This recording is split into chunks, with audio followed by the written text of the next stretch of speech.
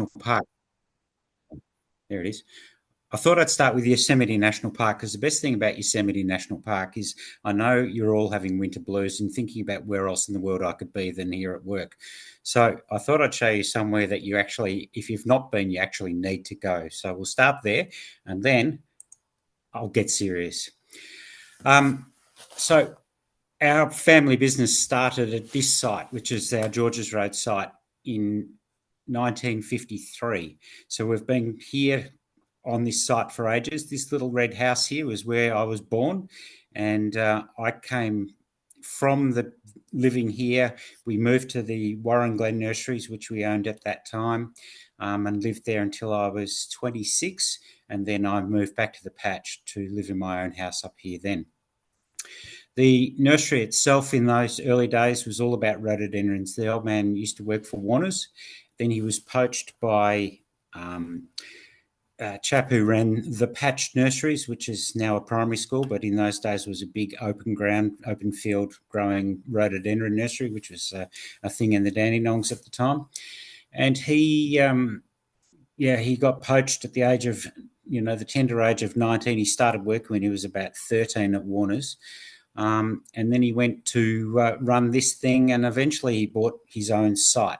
The nursery here has the best soil you could ever imagine. We put a bore down and it was more than 90 metres before we hit rock. So it's insane soil. There's not one pebble in the soil, and it's just that beautiful dark brown loam. It's fantastic stuff.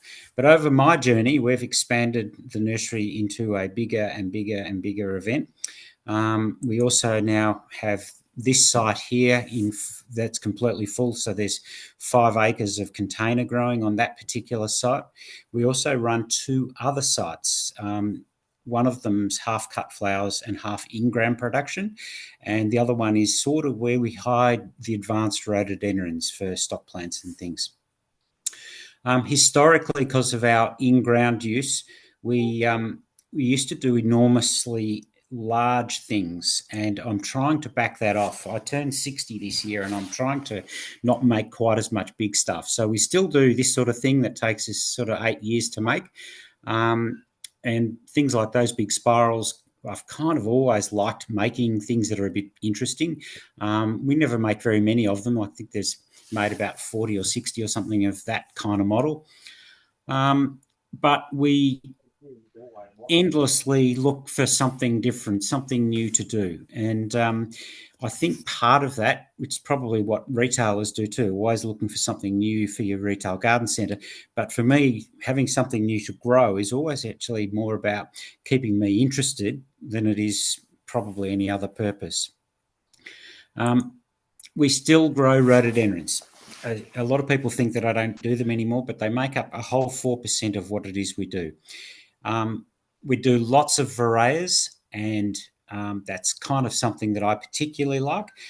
There's a whole lot of new breeding being done in Australia in varieties, and we're desperately trying to get a hold of those. And I think that will come in the next year or two, because the guy that's got them, or he's done them as like his last hurrah. He's not really that interested in growing them to a commercial sale, but he's bred some of the best things I've ever seen, and hopefully they'll be the best things you've ever seen. We obviously do camellias, but we also grow kind of general lines. So we do Helleborus and Osmanthus and Raphiolepsis and things, and it's kind of a tricky thing because we trade from Hobart to Toowoomba and sort of Eden to Adelaide. So it's kind of a big sweep across Australia where we send our stock. And with obviously changing weather patterns and or, as we are now, half of us, sort of the southern bit of Australia is in drought and the rest of it's underwater. It's really, really tricky in terms of, growing crops and having the right thing for the right market. Whereas, a couple of years ago, it didn't seem to matter what you grew, it sold. When I was growing up, my whole world was about camellias. I kind of hated rhododendrons. I didn't like the smell of them. I just sort of had this really weird relationship with rhododendrons. So I chose camellias, and I started in January 1984 I came into the business, and the old man said, well, what do you want to do? And I said, well, I actually want to be a geologist. And he said, yeah, good. Now start horticultural training. And anyway, I sort of fell in love by default with camellias, and I started to collect them, and I started to be interested in how it was that camellias, particularly sasanquas, weren't selling, and why that was. And remarkably, all of a sudden, the 19 the Ash Wednesday bushfires had subsided. So that was 1983. They'd subsided, and the very first thing that flowered in people's gardens in autumn after the fires and the drought of that year was Sasanqua camellias, and particularly Minor Yuki and Hiryu, and those really old things that came in by Guilfoyle in the Botanic Gardens here in Melbourne. And so I just sort of kind of naturally directed myself to growing more and more and more Sasanquas. We still grow traditional English box, but I'm sort of the same thing. I'm trying not to grow 10, 12-year-old plants anymore. It's sort of getting out of control in terms of how much longer I can keep digging these big buggers up. And obviously we use machines for some of them, but, that's not always how that works.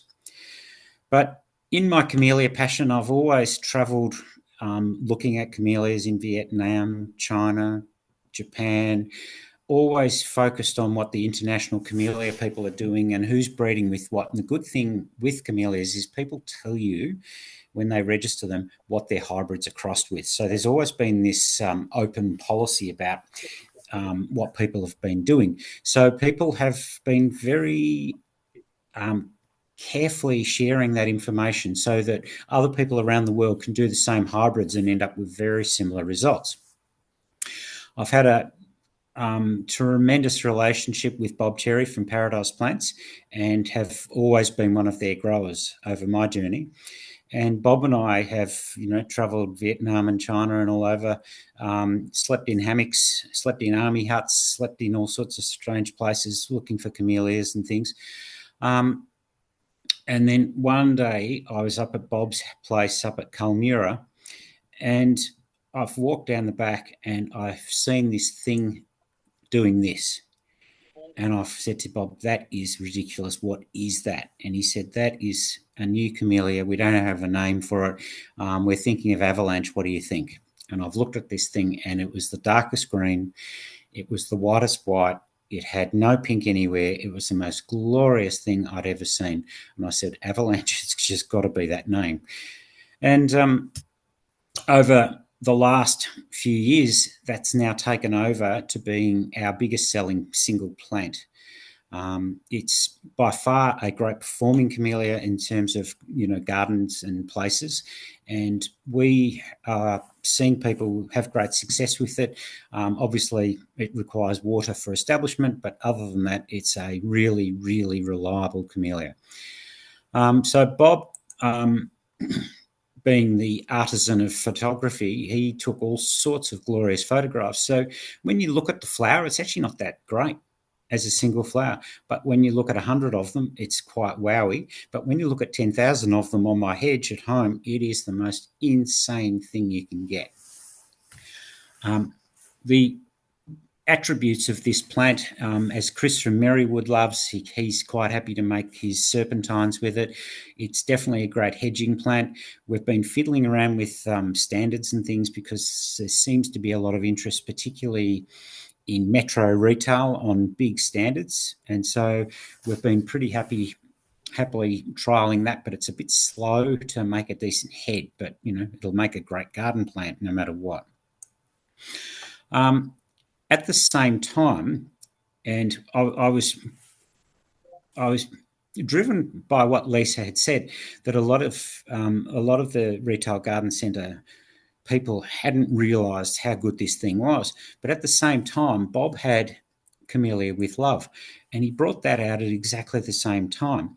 And the crazy part about this plant is this is its equal in terms of great garden shrub and really amazing hedge. unfortunately, they didn't show it, but Melissa and I spent another 30 minutes filming a segment just on With Love because it was just as spectacular as Avalanche in terms of plant. My original With Love plants would be 3.5, almost 4 metres tall, and they are dead straight. There's not one branch that hangs out on those plants at all. It's a really well-behaved, very good camellia. And then it flowers a little bit later than Avalanche. It actually flowers from Mother's Day and flowers through to about the end of June, so it's a little bit later. The telly program with Melissa has caused an absolute crazy sensation for Marge Miller. And the fun thing with Marge Miller is it's actually been around for 20 years, maybe even 25 years. I think the patents run out now, and the whole plant is still very, very popular. And having been on television the other night, I am just getting endless public inquiries about where do I buy this thing? I've never seen this camellia before. And it really astounds me that, what for me feels like something that's been around forever, in the minds of the public is probably still somehow new.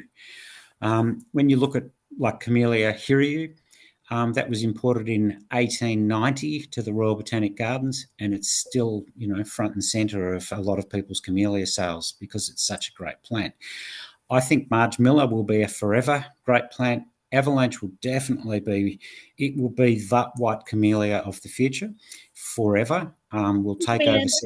Can I just ask a question? Is that Marge Miller in the photo from a ground plant, or is that from a standard being let go?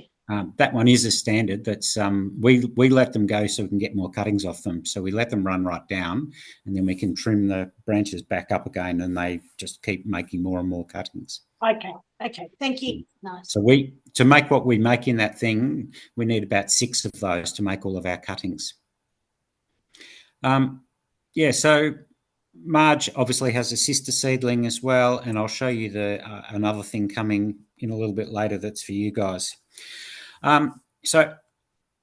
Melissa wanted to show everybody that Paradise Blush hedge, and that Paradise Blush hedge is an absolute phenomenal thing. For those of you that don't really know blush, if anyone walks in and says, I need a Paradise Blush hedge, the flower's lovely, but as a trained garden plant, it is an absolute ripper as long as they can manage it. And we made a bit of a mistake planting this beside this wall, so it makes it really hard to prune. But it's, we have a cage on the end of a forklift that we can get up there and do it now, so it's sort of not horrible. But it's certainly big, strong, reliable. And when people are asking us, what's a really great, fast-growing hedge, it's the go-to for us for recommendations to people. Volunteer for us is making up about still 1 in 10 camellias going out of the door here is still volunteer. Volunteer has been one of the really ripping things for us. I saw it in New Zealand at Mark Jury's nursery, and Leo Coolwyn and I were having dinner with the Juries, and I said to him, can we get a hold of this for ourselves? And he said, no, everything I do is through ATI, so we'll just stick it through there. So we were fortunate enough to have been able to get it early enough and get the cuttings through that we actually started this thing in Australia. And it's been the most consistent thing we've ever grown. Every year the numbers are just the same. It doesn't really grow anything in volume. And obviously we don't deal with Bunnings, so I have no idea what the other guys sell through Bunnings with it, but it's certainly really, really good. So that's the old stuff. So what I like to do is keep my interest up. So one of the things that we are looking for you guys is this mounding camellia. So this thing's called Priscilla Rose. Lee Siebler and I have been working on getting this thing out of a garden in Canberra. It was purposely bred, but it never, ever made the market. So it's been in this garden for about 25 years, and we've got this thing into numbers now. We've got nice pots coming, but it's completely different to a Marge Miller. It would actually make the height of a Marge Miller without being a standard. So it's a proper mound. So it's kind of a different shaped camellia than we've really seen, but very pretty flowers, lots of them, almost too many. It's crazy amount of bud set, but it's very, very good for actually training up and making standards out of. So that's a part of what we're doing. We're hoping to have this ready for you guys for next year as a new thing. Its name's Priscilla Rose, really nice. So what I said before about sharing camellia information. So this is a guy in New Zealand bred a thing which was a colour like this. It was nearly orange. And anyway, fortunately, he shared through the International Camellia Journal what he'd actually hybridised the thing with. So it was Black Magic cross Peggy Burton. So I did exactly the same cross, and I nearly got the same thing as he did. So it just gives you an idea that when we do these crosses, we can actually end up in a result that ends up in market. Unfortunately for this plant, it wasn't quite what they had in New Zealand. The plant in New Zealand actually has orange flowers. So I haven't given up on doing this cross. I keep doing it. And eventually, I do believe, we'll get there. Sorry, somebody's ringing me on the phone. I'll turn them right off. So I'm always looking for the new now, and one of my seedlings looks like a normal plantation pinky kind of an event, except this one grows like avalanche. So just a normal looking Camellias sasanqua, but another one of these really cool column-shaped plants. That plant there's sort of, we're just building that now. I think that will be your new favourite. I know white does sell pink, but this one's actually a very, very pretty camellia. So some of the other things that we're doing and we're really strong on, our future now has to be in breeding. We are losing retailers, which is pretty sad for us, with the growth of box stores and things, and a lot of people who have been our customers forever, they close down and we lose another one. So we're looking at breeding things for everybody. So we've started a breeding program for the entire, with the focus on the plants we love going to the world. So we've been making all sorts of things. So those of you that know me slightly better would know that I also grow hydrangeas as cut flowers. And we've been working on double flowered hydrangeas, and we've been working on red hydrangeas. One of my biggest disappointments in most of the reds is they all seem to have terrible mildew.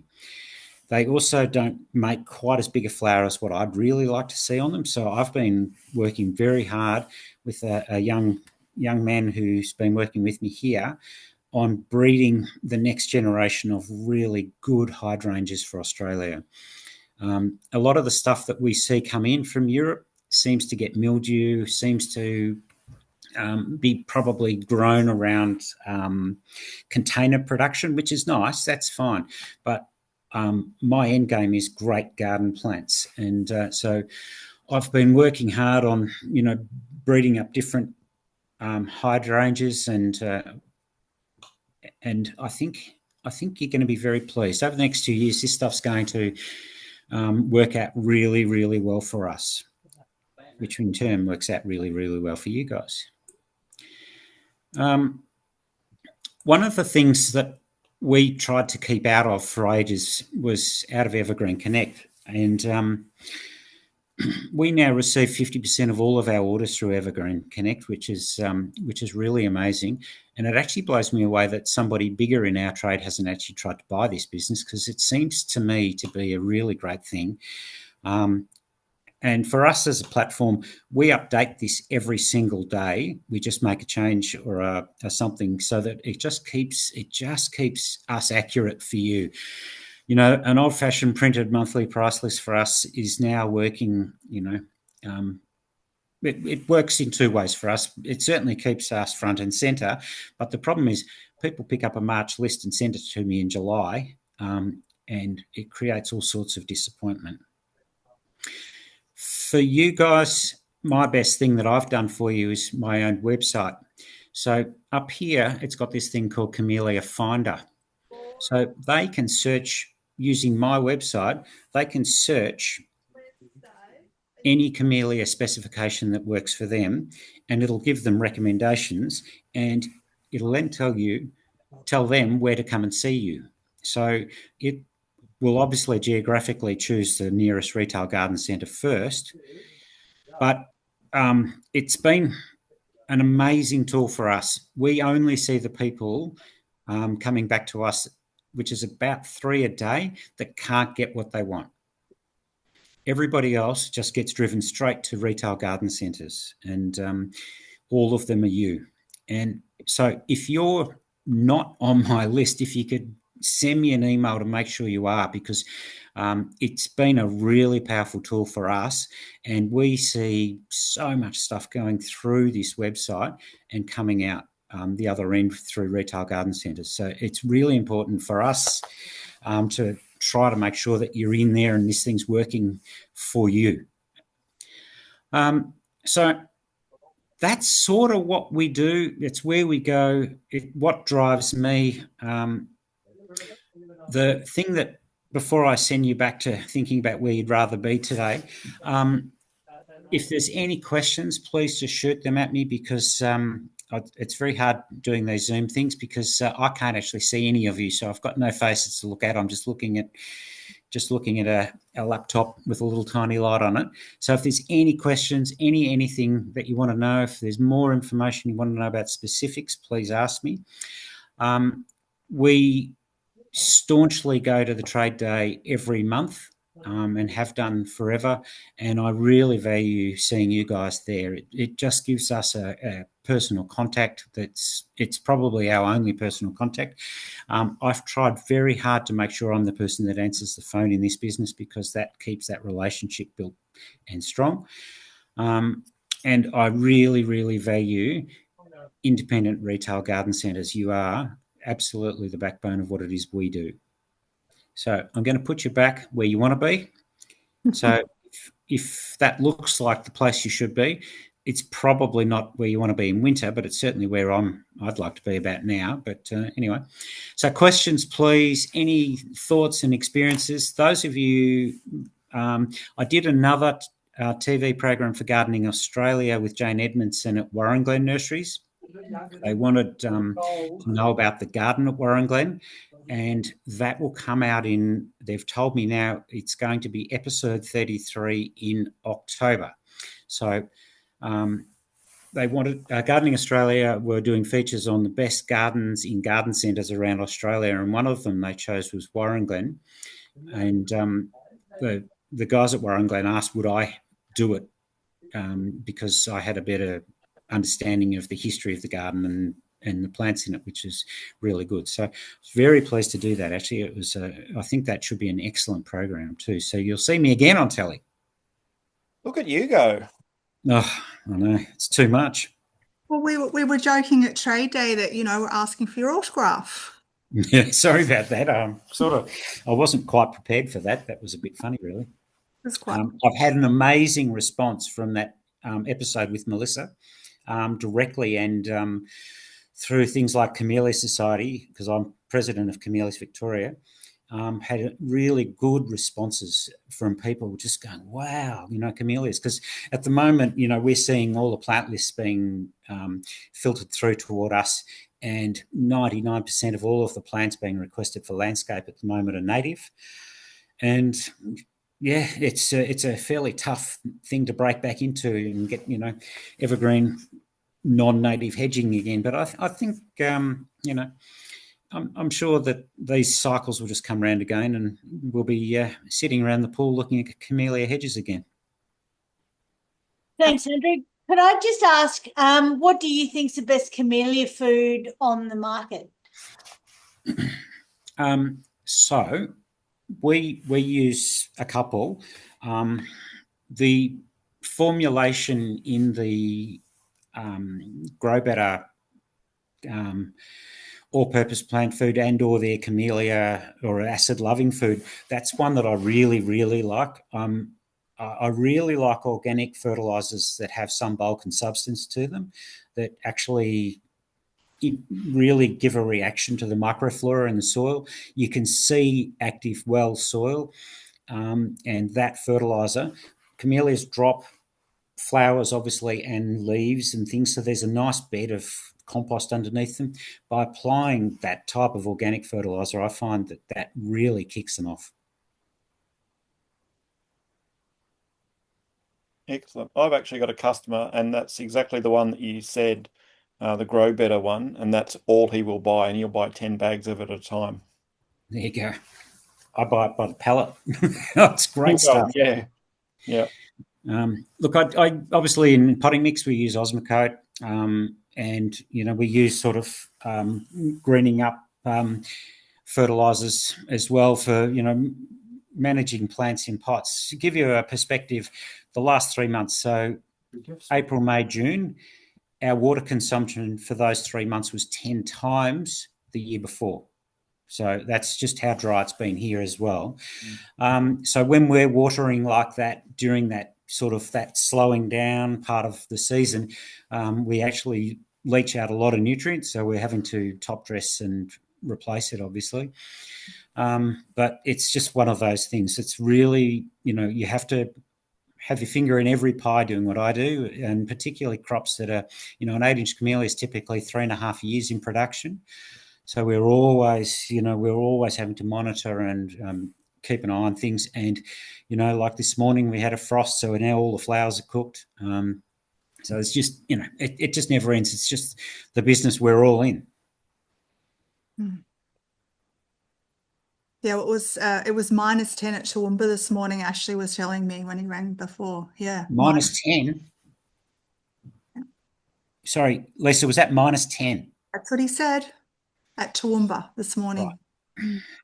So obviously you all know by the time you cross the difference between -7 and -8, so if you understand the United States planting numbers, the difference between -7 and -8, things like citrus and gardenias and things explode. The bark actually pops off them. So you sort of, wow, that is really a savage number. Did he report damage? A little, yes. And yeah. He just sent me photos of ice everywhere. I was like, oh, holy moly. It's not what you expect in Queensland, is it? No. Did anyone else have any questions for Andrew today?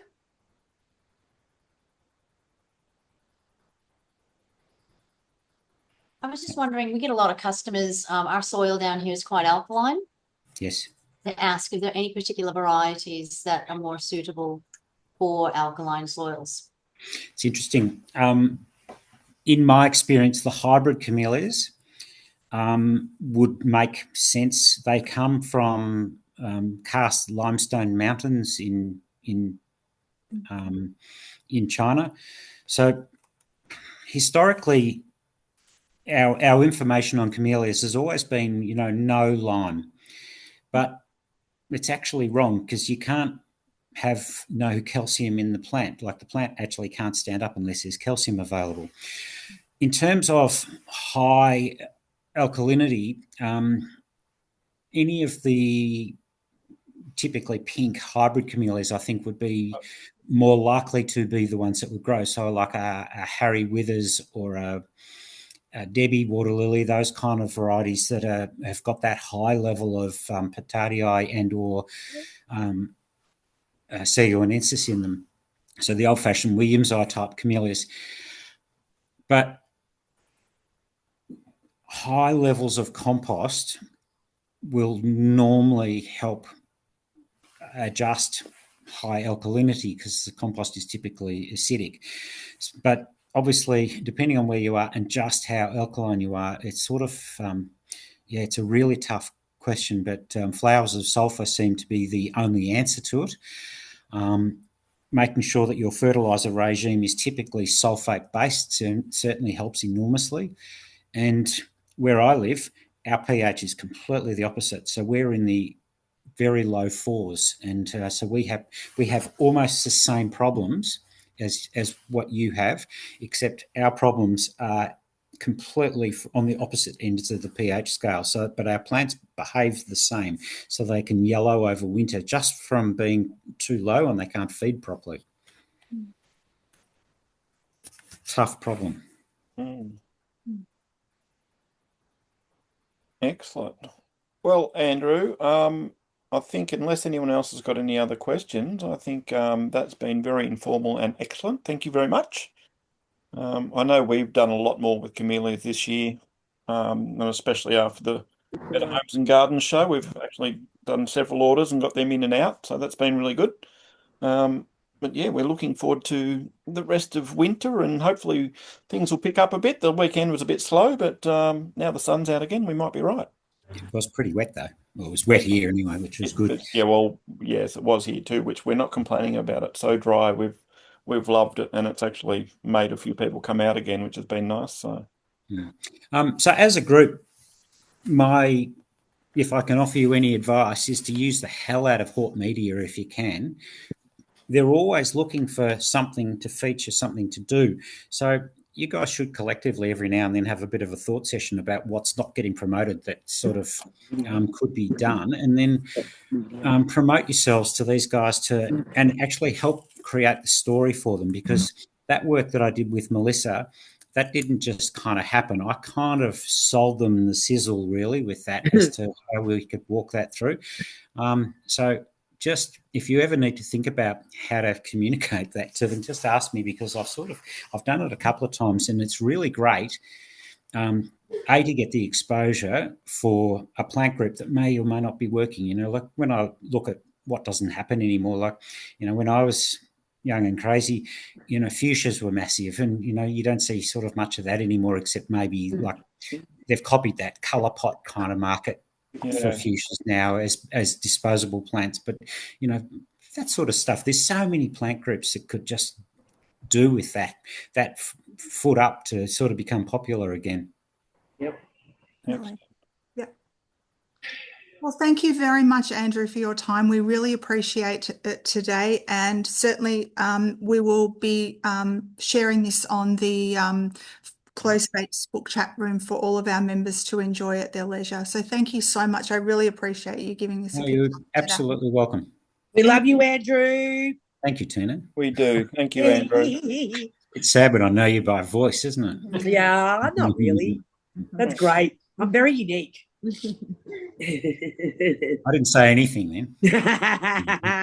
You don't need to, sweetheart.